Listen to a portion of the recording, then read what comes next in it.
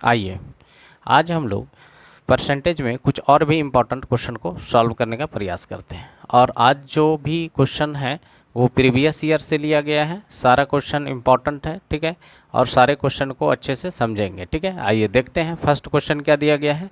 First question दिया गया है, चीनी के मूल्य में 25% की वृद्धि होने से कोई व्यक्ति उस पर आने वाले खर्च को कितने प्रतिशत से बढ़ा या घटा दे कि उसकी खपत 20% से बढ़ जाए।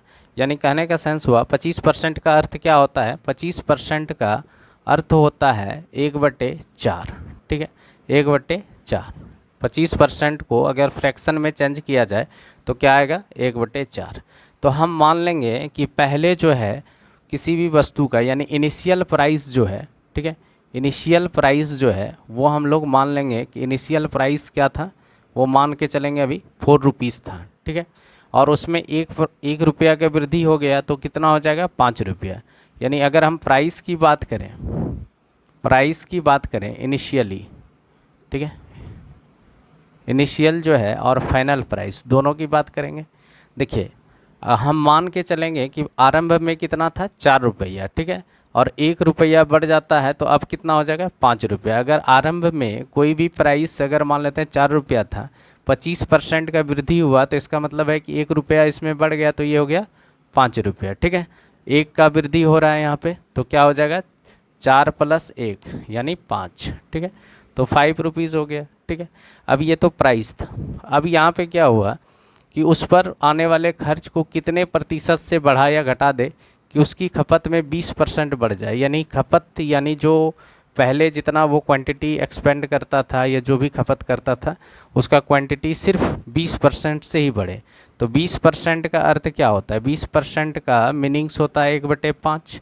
यानी अगर पहले वो 5 kg खर्च करता था तो 1 kg और बढ़ा के वो खर्च करेगा। यानी अब अगर यहाँ पे हम लोग क्वांटिटी की बात करें, क्वांटिटी की बात करें तो पहले वो 5 kg खर्च करता था, ठीक है, पहले वो कितना करता था, 5 kg। अब कितना वो करने लगा, 6 kg, ठीक है, सिर्फ क्या किया, 1 kg इंक्रीज़ किया, ठीक है। तो कहता है कि आने वाले खर्च को कितने प्रतिशत से बढ़ाना पड़ेगा। तो पहले उनका खर्च कितना था, मान लेते हैं कि 4 रुपया, यहाँ पे मान लेते हैं कि 4 रुपया पर kg के हिसाब से वो खर्च करता था और 5 kg खरीदता था। तो पहले उसका खर्च कितना था, यानी 20 रुपया होता था, 5 kg का कितना हो जाएगा, 20 रुपया आता था उसका खर्च, ठीक है। अभी उसका कितना आने लगा खर्च, अभी खर्च कितना आने लगा, अगर मान लेते हैं 5 रुपया, यहाँ पे मान लेते हैं कि 5 रुपया, ठीक है, पर kg बढ़ने के बाद हो गया प्राइस। अब वो क्या कर रहा है, मात्र 6 kg खर्च कर रहा है, ठीक है। यानी 1 kg वो अपना खर्च में वृद्धि किया है, ठीक है, क्वांटिटी में सिर्फ 1 kg का वृद्धि किया है यानी खपत का, ठीक है, यानी जो एक्सपेंड कर रहा था। यानी यहाँ पे कितना हो गया, 6×5 = 30, यानी 30 रुपया खर्च कर रहा है। तो कितना ज़्यादा खर्च कर रहा है, 10 रुपया, ठीक है। तो 10 रुपया खर्च कर रहा है ज़्यादा, किससे, 20 रुपया से। पहले कितना था, 20, 10 रुपया ज़्यादा वो कर रहा है, बढ़ा लिया अपना खर्च को, यानी खपत को बढ़ा लिया। तो कितना हो जाएगा, परसेंटेज में लाना है तो 100 से मल्टीप्लाई करके परसेंटेज, तो 20×5 = 100, ठीक है, यानी 50%। तो 50% वो क्या करता है, कहता है आने वाले खर्च को कितने प्रतिशत से वृद्धि करता है, तो 50%, ठीक है। बहुत आसान था, ठीक है। सबसे पहले हम लोग प्राइस को देख लिए कि प्राइस 25% बढ़ रहा है। पहले अगर मान लेते हैं 4 रुपया था तो अब कितना हो गया, 5 रुपया। और क्वांटिटी पहले वो खर्च करते थे 5 kg, तो अभी क्या कर रहे हैं, यानी 20% का वृद्धि करता है वो अपने क्वांटिटी पे, तो 1 kg वो बढ़ा रहा है। तो पहले वो 5 kg करता था तो अभी 6 kg कर रहा है। तो हम मान लिए कि इनिशियल प्राइस मेरा 4 रुपया पर kg था, ठीक है। तो अभी कितना हो गया, 4×5 = 20, यानी टोटल वो 20 रुपया खर्चा करता था इनिशियली, शुरुआत में, आरंभ में। अभी क्या कर रहा है, वो 5 रुपया पर kg के हिसाब से खरीद रहा है वो सामान को, तो अभी 6 kg वो खरीद रहा है। तो कितना खर्च कर रहा है, वो 30 रुपीज़ खर्च कर रहा है। तो इन दोनों के बीच का डिफरेंस कितना, उसके खर्च में कितना वृद्धि हुआ, 10 रुपया की वृद्धि हुआ। किससे वृद्धि हुआ, जिससे वृद्धि होगा उसको नीचे रखेंगे, परसेंटेज में लाना है तो 100 से मल्टीप्लाई करके परसेंटेज का सिंबल लगा देंगे। तो बहुत आसान क्वेश्चन था। आइए नेक्स्ट क्वेश्चन को सॉल्व क्वेश्चन दिया गया है, ये भी काफ़ी आसान है, ठीक है, इसको भी आसानी से हम लोग सॉल्व करेंगे, लेकिन काफ़ी अच्छा क्वेश्चन है, ठीक है। आइए सॉल्व करते हैं। क्या दिया गया है क्वेश्चन, एक बर्तन में 10 केजी नमक तथा पानी का मिश्रण है, जिसमें से 20% नमक है, उसमें से 3 केजी पानी को वाष्प के रूप में उड़ा दिया जाता है तथा 3 केजी नमक अलग से डाल दिया जाता है। कुल मिश्रण में अब नमक का प्रतिशत क्या है, ठीक है।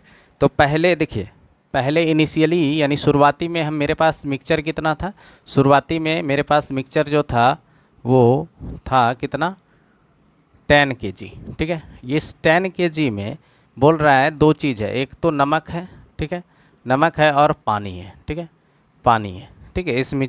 ये जो मिक्सचर तैयार किया गया है नमक और पानी का मिक्सर तैयार किया गया है यानी सॉल्यूशन, ठीक है। अब यहाँ पे देखिए जिसमें 20% नमक है, यानी 20% अगर नमक है तो कोई भी सॉल्यूशन अपने आप में क्या होता है 100%। अगर 20% नमक हो गया तो इसका मतलब है पानी कितना हो गया 80%, ठीक है।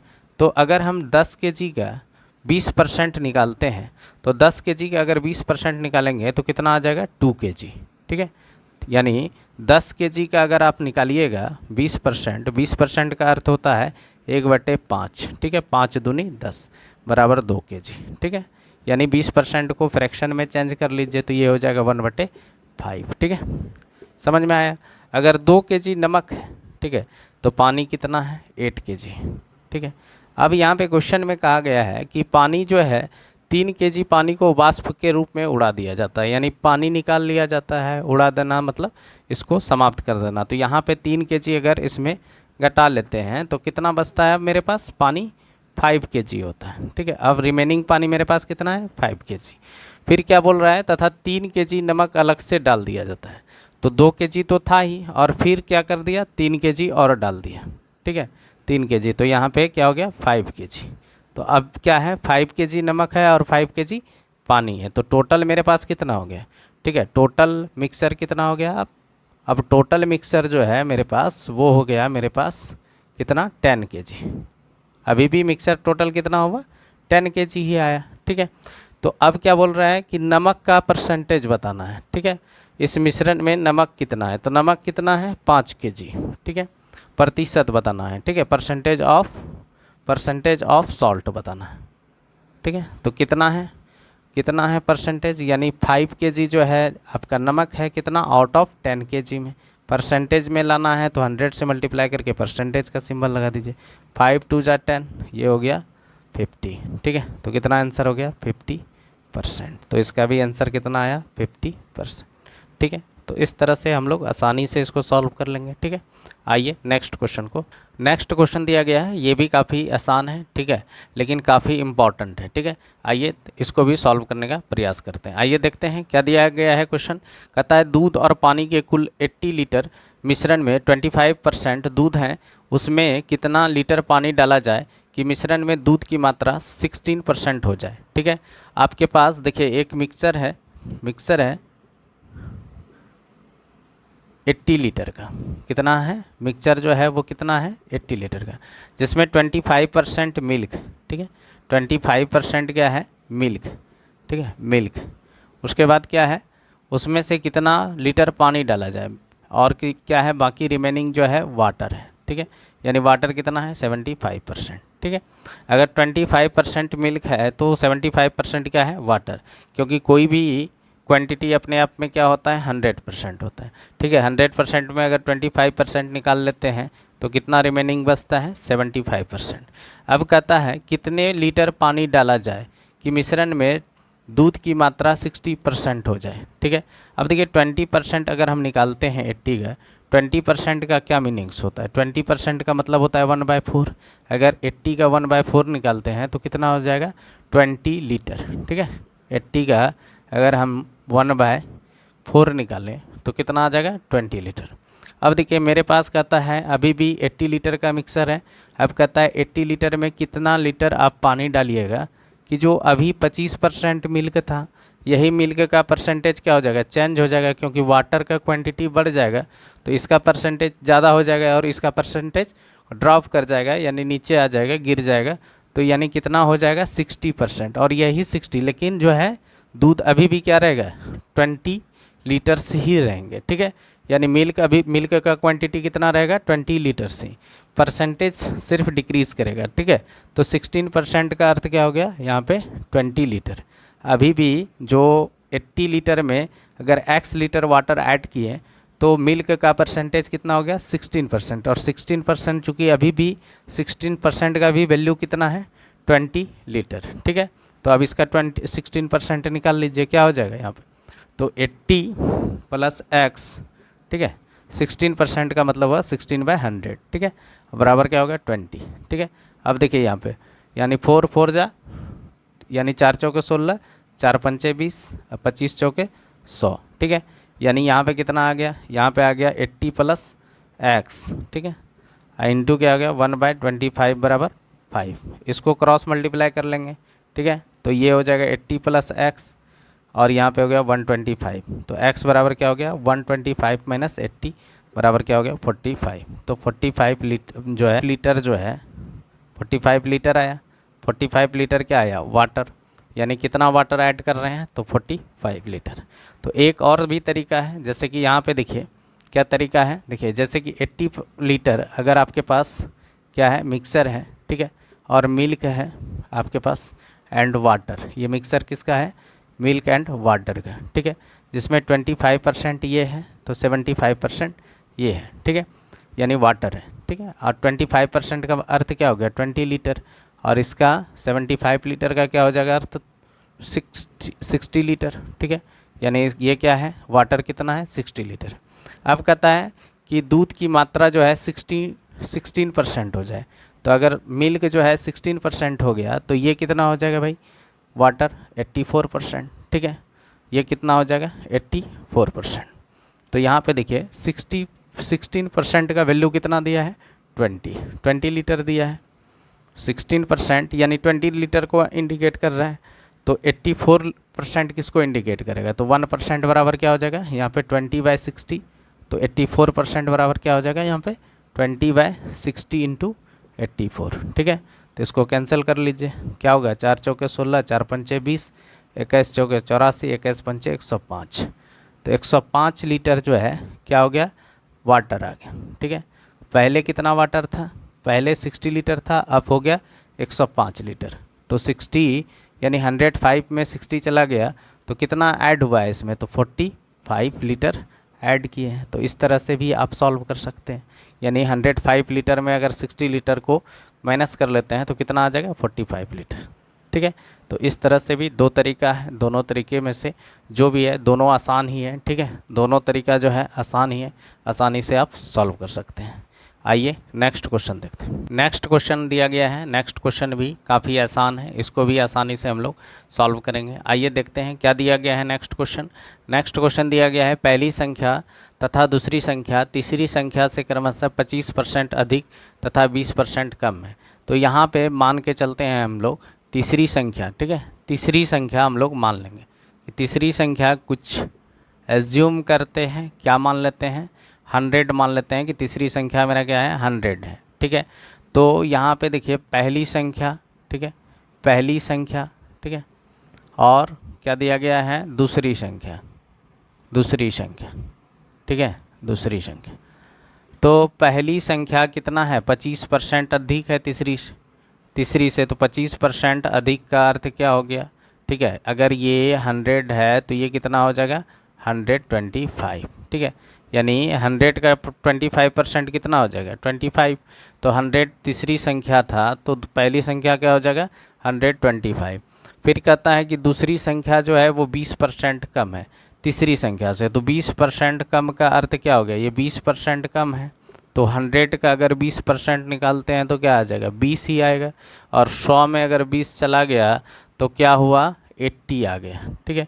अब क्या क्वेश्चन दिया गया है कि दूसरी संख्या पहली संख्या से कितना प्रतिशत है, ठीक है, तो दूसरी संख्या है मेरे पास 80 और पूछ रहा है पहली संख्या से कितना प्रतिशत है, तो पहली संख्या को नीचे में लिख लिए, 100% पूछ रहा है, 100 से मल्टीप्लाई करके क्या कर दिए परसेंटेज सिंबल का यूज़ कर लिए, परसेंट सिंबल का यूज़ कर लिए, तो कैंसिल कर दीजिए यहाँ पे। देखिए 25 चौके 100, 25 पंचे, ठीक है, 16 पंचे 80, तो यहाँ पे क्या हो गया 64%। तो मेरा आंसर क्या हो गया 64%। काफ़ी आसान था, ठीक है। आइए नेक्स्ट क्वेश्चन देखते हैं। आइए नेक्स्ट क्वेश्चन दिया गया है, क्या दिया गया है, एक मजदूर की प्रतिदिन की मजदूरी को 20% से बढ़ा दी जाती है, लेकिन उसे साप्ताहिक काम करने के समय को 10% से घटा दिया जाता है।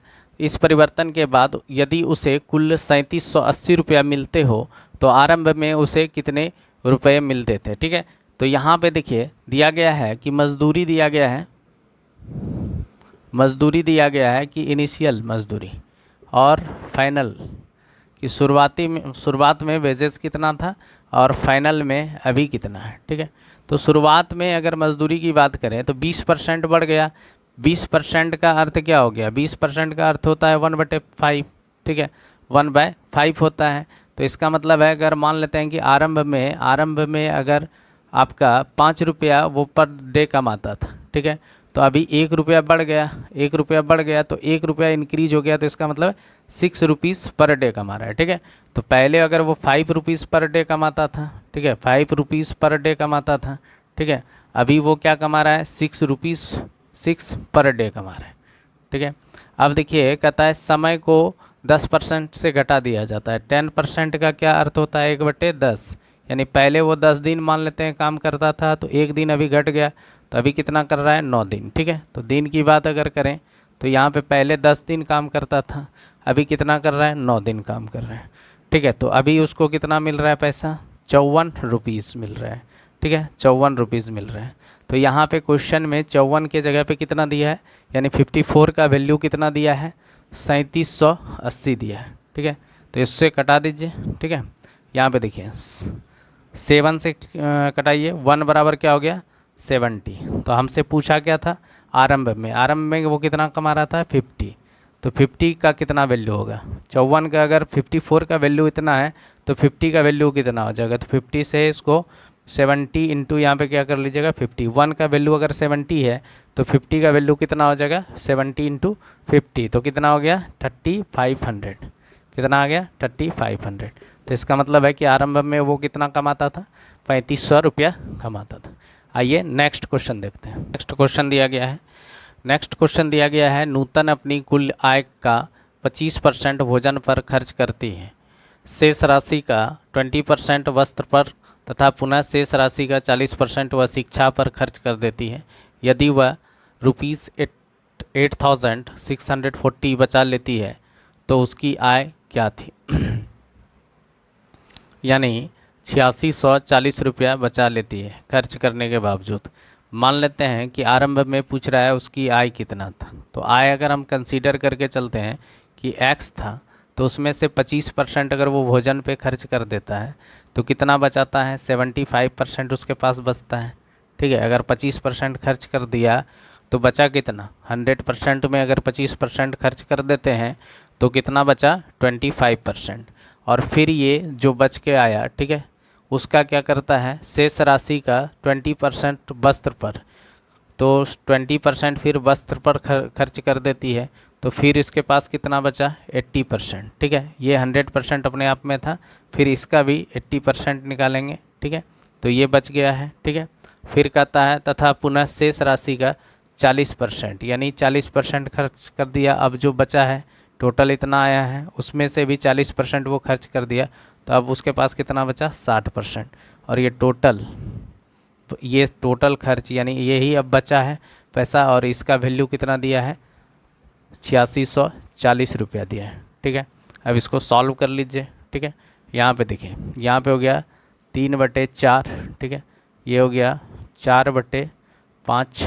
ठीक है, और ये हो गया 3 कितना हो गया 3/5।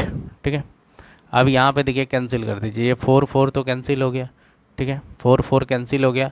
अब 3 3 जा 9, यानी 3 3 9, 9 से इसको डिवाइड कर दीजिए, कितना हो जाएगा 9 9 81, फिर कितना हो गया 5 9 6 की 54। अब देखिए यहाँ पे कितना हो गया 25। ठीक है, तो x बराबर क्या हो गया, यहाँ पे देखिए x इंटू 1/25 आ गया बराबर 960 आ गया। ठीक है, 960। तो x बराबर क्या हो गया, 960 इंटू 25, ठीक है, 25। तो इसको क्या कर दीजिएगा, ये भी मल्टीप्लाई करना आसान है। क्या कीजिएगा, यहाँ पे 4 से मल्टीप्लाई कर दीजिए और यहाँ पे 4 से डिवाइड कर दीजिए। तो ये हो गया 24 यानी 240, और ये हो गया 25 चौके 100 यानी 24,000। इसका आंसर क्या हो गया, 24,000।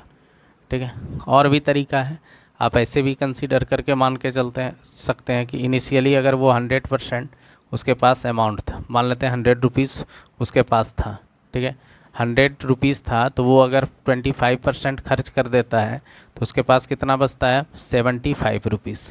ठीक है, 75 रुपीज़ बचता है। 75 रुपीज़ में फिर वो क्या करता है, 20% खर्च कर देता है।